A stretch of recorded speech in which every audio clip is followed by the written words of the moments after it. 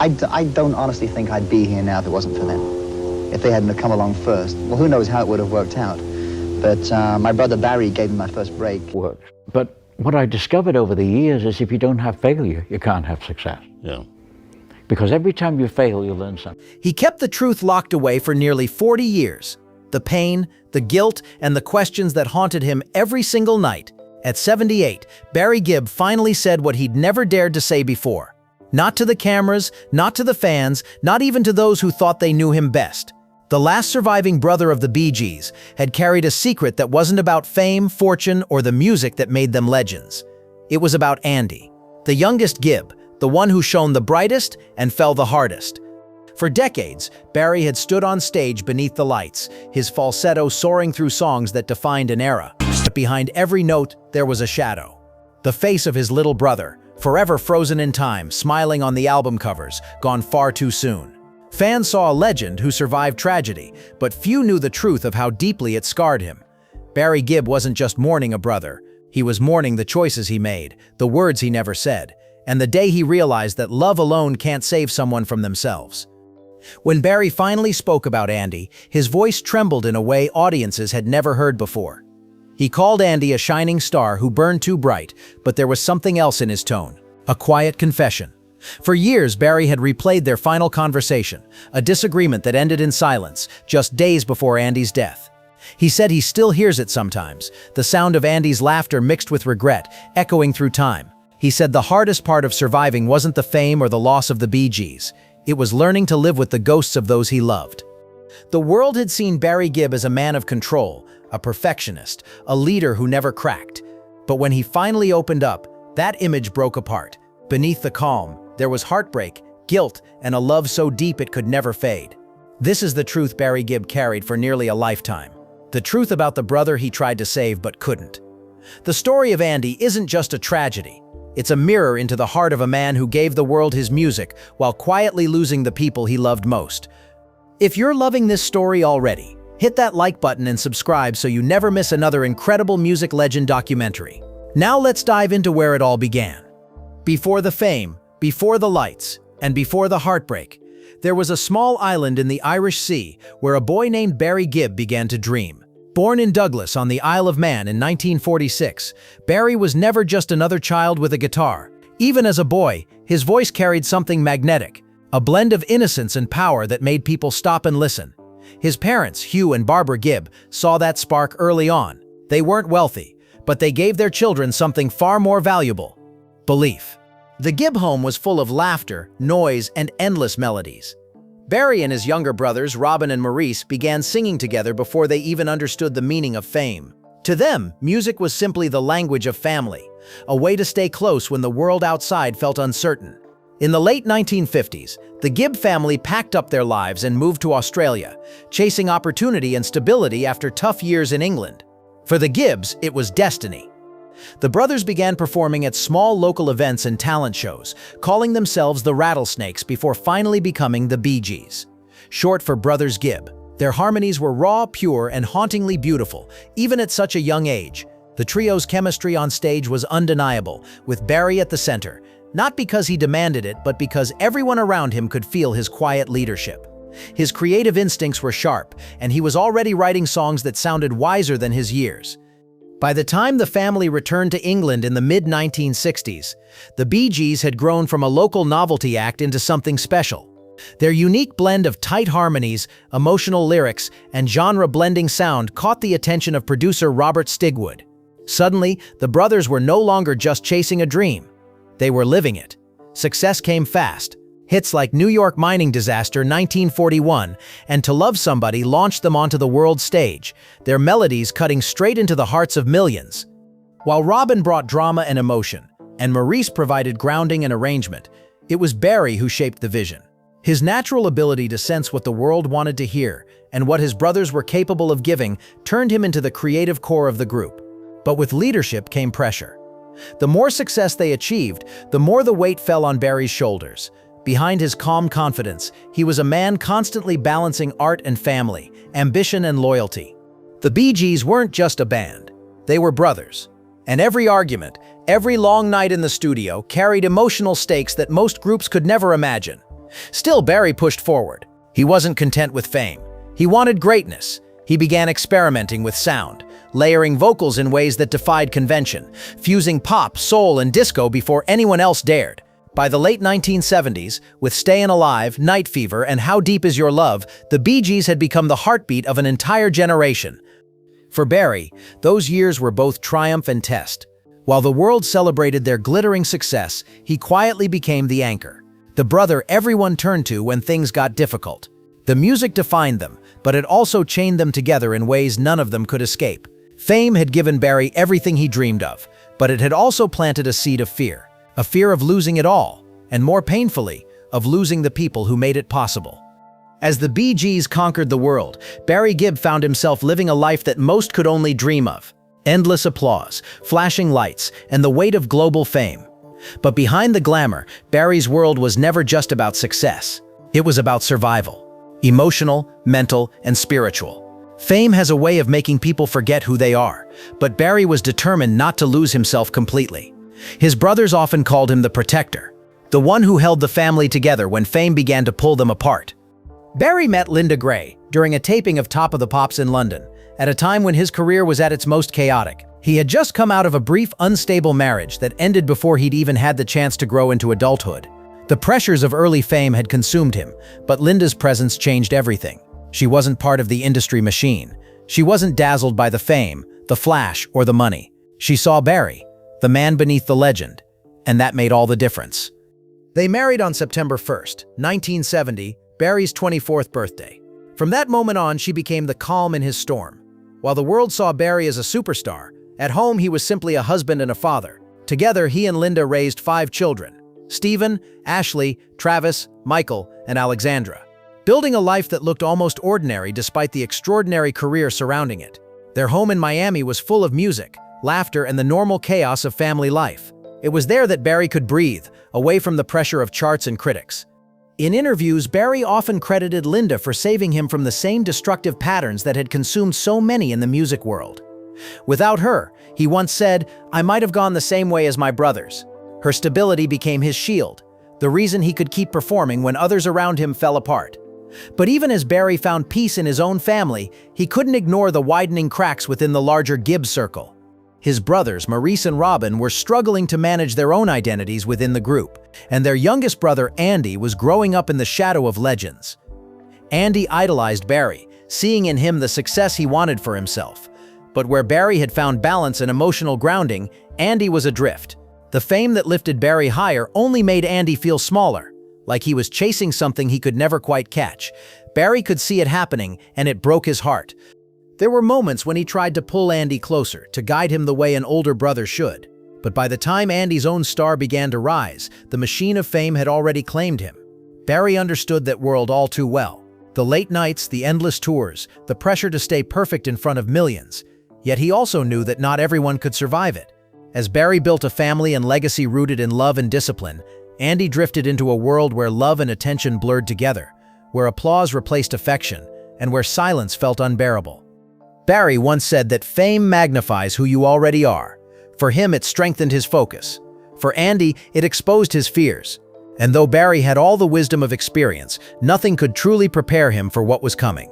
The same industry that had made him a global icon would soon tear his family apart, starting with the one brother he thought he could protect. When Andy Gibb first stepped into a recording studio, it was like watching a reflection of youth, charm, and pure talent come to life. He was barely out of his teens, but his voice carried a softness that could melt an audience in seconds. To the world, he was the next Gibb, the handsome, smiling younger brother destined to follow in Barry's footsteps. But to Barry, he was more than that. Andy was the baby of the family, the one they all protected, the spark of innocence in a world that was beginning to lose it. Barry took Andy under his wing, guiding him through the early stages of his career.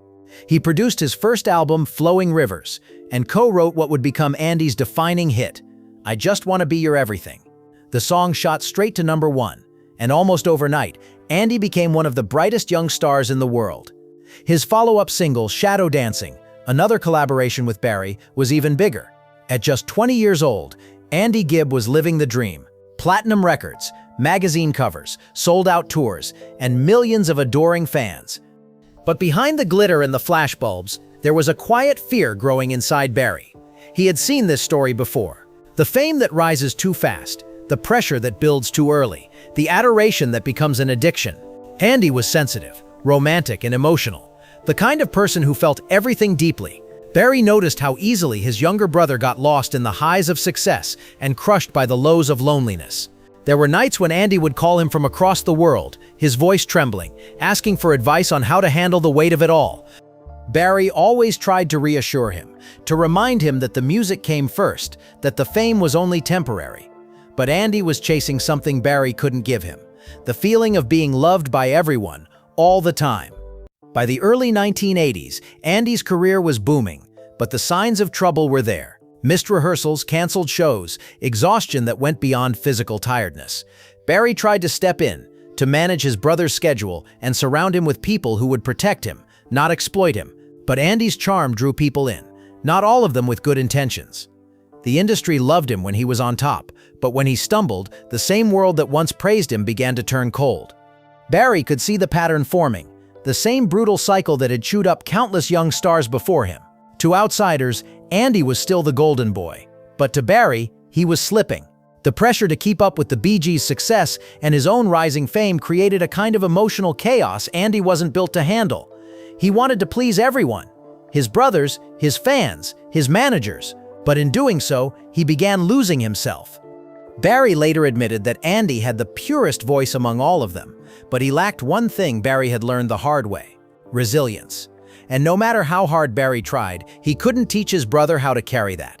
When Andy performed shadow dancing on stage, he looked untouchable, glowing under the lights, moving with the confidence of someone born for the spotlight. But when the music stopped and the crowds disappeared, the silence was unbearable. That was when the cracks began to show. Barry would often say later that Andy's heart was too open for fame, that he loved too deeply, trusted too easily, and suffered too quietly. And though he didn't know it yet, Barry's worst fear was already taking shape, that the same dream which had given his family everything would one day take Andy away. The world saw Andy Gibb as a golden boy, charming, gifted, and effortlessly magnetic. But behind the bright smile and glossy magazine covers, there was a young man breaking under the weight of expectations he couldn't escape. Fame had arrived too quickly, and Andy was still a boy trying to understand what it meant to be a man. The cameras loved him. The crowd screamed his name, but when the lights dimmed, the silence became unbearable. Barry noticed it long before anyone else. The late-night calls, the missed studio sessions, the way Andy's laughter started to sound a little forced. He'd been in the business long enough to recognize the signs.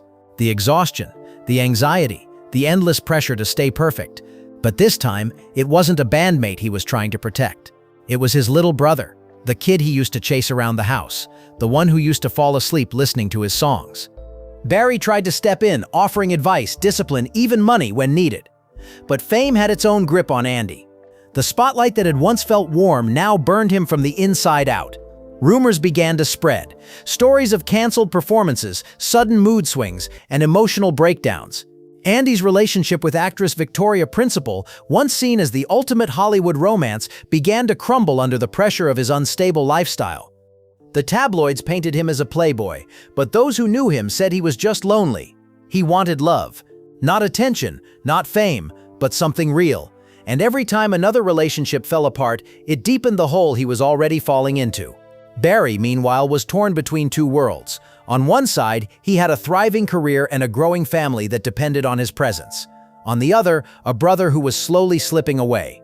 He tried to balance both, to be the strong one everyone turned to, but the guilt was always there. He sent Andy to rehab clinics, arranged help, and tried to keep the media from turning his brother's pain into a headline. But no amount of fame or fortune could protect someone from themselves. Barry once admitted that it was the most helpless he had ever felt. To have all the success in the world and still be unable to save the one person who needed him most. Andy's charm made it easy for people to forgive him, but Barry saw through it. He could tell when Andy was hiding something. The shakiness in his voice, the way he avoided eye contact when things got serious.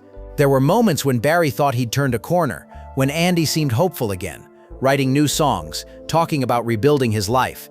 But the darkness always crept back in, and with every relapse, Barry's hope dimmed a little more. He stopped talking publicly about Andy's problems because he didn't want the world to remember his brother as broken. He wanted them to remember the laughter, the voice, the light. But silence comes with its own burden. For Barry, every interview about the Bee Gees felt incomplete because Andy's name was the one he avoided. Every time a fan mentioned Andy's music, he smiled, but inside, it was like reopening a wound that never healed. He had lived his entire life trying to control what he could. The sound of a song, the quality of a performance, the strength of an image. But Andy's pain was something he couldn't fix. It was bigger than music, deeper than fame, and far beyond the reach of brotherly love. By the mid-1980s, the spark that had once made Andy unstoppable began to fade. Barry could see it, and he knew what was coming, even if he refused to say it out loud. It happened faster than anyone could believe. One day, Andy was talking about plans for a comeback, promising friends and family that he was finally ready to rebuild his life. The next, Barry was standing in silence, unable to comprehend that his baby brother was gone. Andy Gibb passed away on March 10, 1988, just 5 days after his 30th birthday. For the world, it was another tragic headline. Another young star gone too soon. But for Barry, it was the day the music stopped making sense. He later said that no award, no performance, no applause could ever fill the silence Andy left behind. In the years since, Barry has replayed that week in his mind more times than he can count. The last time he spoke to Andy, there had been tension, a disagreement that now felt meaningless. Barry thought there would always be time to fix it, another call, another visit, but time ran out too soon. He admitted later that he carried that regret like a weight on his chest for decades. "I thought I could always make it right," he once said softly, "but I never got the chance." The guilt became a silent companion, one he couldn't escape even in the brightest moments of his career. Every time he heard Andy's voice on an old tape or saw his picture, it felt like both a comfort and a punishment. When Andy died, the official cause was listed as myocarditis, an inflammation of the heart. But everyone close to him knew the deeper truth. The years of emotional pain, exhaustion, and addiction had taken their toll. Barry struggled to talk about it publicly, not because he wanted to hide it, but because the words hurt too much to say. At Andy's funeral, surrounded by cameras and fans, Barry tried to hold himself together for his family. But those who were there remember his face, pale, hollow, as if the light had been taken out of him. He sang at the service, but even his legendary voice cracked under the weight of grief. After Andy's passing, Barry withdrew from the spotlight for a time. Music had always been his way of coping, his therapy, his language. But for the first time, the songs felt empty. Recording sessions would start and stop because he couldn't bring himself to sing about love or joy. His wife, Linda, later said that Barry would sit in the dark for hours, listening to Andy's records on repeat, whispering along to the lyrics like a brother trying to keep a ghost alive. The Bee Gees tried to move forward, but even their harmonies sounded different now. Deeper, heavier, haunted. The band that once symbolized unity was now a reminder of everything they'd lost. For Barry, grief wasn't just about losing Andy. It was about realizing that he couldn't protect the people he loved most. First Andy, then Maurice, then Robin. One by one, the brothers who had built a musical empire together were gone. And through it all, Barry remained, the last Gibb standing, carrying the legacy alone. He once said that being the last survivor wasn't an honor, it was a burden. "I never wanted to be the last man standing," he confessed in a rare interview. "I wanted us to grow old together." Those words revealed the deepest truth of his life, that behind the glamour of fame was a man who would have traded every hit song just to have one more day with his brothers. Even years later, Barry still talks about Andy as if he's just stepped out of the room. Always close, never gone. He keeps Andy's guitars, his photos, even his stage outfits. In his Miami home, there's a corner where Andy's records still play, their melodies floating through the house like a memory refusing to fade. Fans hear nostalgia in those songs, but for Barry, they're more like echoes of unfinished conversations. The loss of Andy changed him forever. It made Barry gentler, quieter, and more reflective. It also gave his later performances a different kind of weight. When he sang To Love Somebody or Words in his later years, you could hear the pain beneath the notes, a pain that came not from age but from memory. Every lyric carried the sound of goodbye. And though Barry Gibb continued to perform, to smile, and to thank his fans, those who knew him best say that part of him never really came back from that day in 1988. For decades, Barry Gibb avoided talking too deeply about Andy.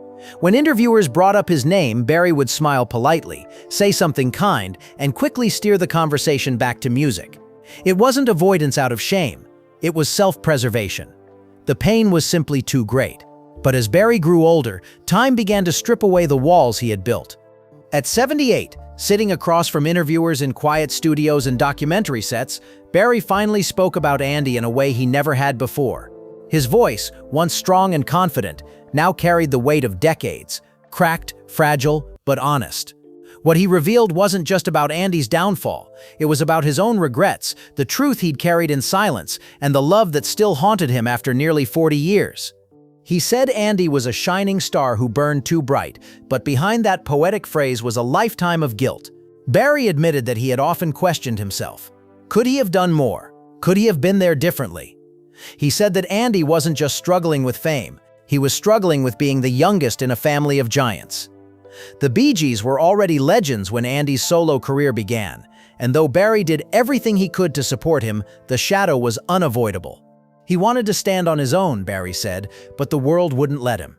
He was always the youngest Gibb. That label followed him everywhere. Barry described how he tried to guide Andy through the chaos, writing songs with him, keeping him close, giving him a sense of belonging. But fame moves faster than family, and there came a point where even Barry couldn't reach him. "I wanted to save him," he said quietly, "but I couldn't. I didn't know how." For the first time, Barry spoke about how helpless he felt watching Andy spiral, knowing that love alone wasn't enough. The control and discipline that had kept Barry's own life stable were things Andy couldn't hold on to. And that difference, the one thing that separated them, became the wound Barry could never close. At 78, Barry didn't speak like a rock legend or a public figure. He spoke like a brother who had spent a lifetime learning how to live with absence. He said that every success he achieved after Andy's death came with a shadow, a sense that someone was missing from every celebration. "When people clap for me," he said, "I still feel like they're clapping for all of us, for the brothers who made it possible." He revealed that he still dreams about Andy sometimes, that in those dreams they're just kids again, singing in the kitchen, laughing. No pressure, no fame, no pain. Then he wakes up, and for a few seconds it feels real before reality sets back in. What made Barry's later reflections so powerful was their honesty. There was no attempt to rewrite history or soften the truth. He acknowledged Andy's struggles, the addictions, the heartbreaks, the mistakes, but he refused to let those define him. Andy wasn't his demons, Barry said. He was love, he was light, he was laughter. He just couldn't find peace. His words silenced the room. There was something deeply human in the way he spoke, not as a celebrity giving an interview, but as a man finally unburdening his soul. For years, fans had wondered why Barry had never spoken more openly about Andy. But when he finally did, it became clear that this wasn't a story he could rush. It took him nearly a lifetime to find the strength to say the words out loud. And when he did, it wasn't about reopening old wounds. It was about healing them. Barry said that telling Andy's story now was his way of keeping him alive, not through nostalgia but through truth. "If people remember Andy," he said, "then he's still here. That's all I want." In that moment, the legend of Barry Gibb faded, and the man remained, older, softer, and finally at peace with the truth. After decades of silence, Barry had turned his grief into something universal, a reminder that behind every song, every smile, and every spotlight, there's a human heart still learning how to let go. Time has a way of softening even the sharpest wounds, but for Barry Gibb, the scars never faded. They simply became part of who he was. In the years since Andy's death, Barry carried the legacy of the Bee Gees like a torch in the dark, keeping alive not only their music, but the memory of every brother he lost. When he walks on stage now, the lights feel different, softer, gentler, more sacred. He often looks out into the crowd and says he can still feel them. Robin's harmonies, Maurice's laughter, Andy's smile. The stage that once symbolized fame has become something else entirely. It's a space where memory and melody meet, where loss becomes love, and where music gives the past a heartbeat again. Barry's performances today aren't about chasing hits or proving longevity.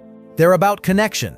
When he sings words to love somebody, or how deep is your love, his voice trembles in a way that speaks more than lyrics ever could.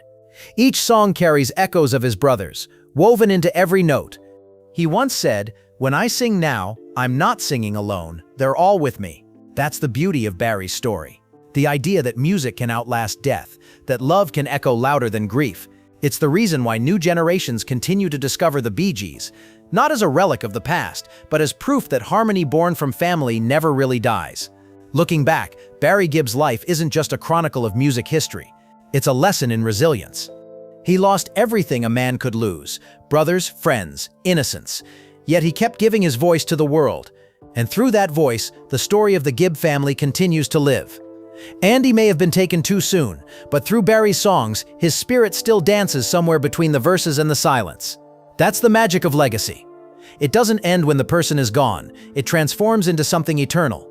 As Barry once said, music is memory. Every note is someone you love. And for him, every performance is a reunion. With Robin, with Maurice, and with Andy. Together, they built something that even time couldn't erase. The truth he finally told wasn't just about loss. It was about love. Unbroken, unending, and still alive in every song that bears the Gibb name.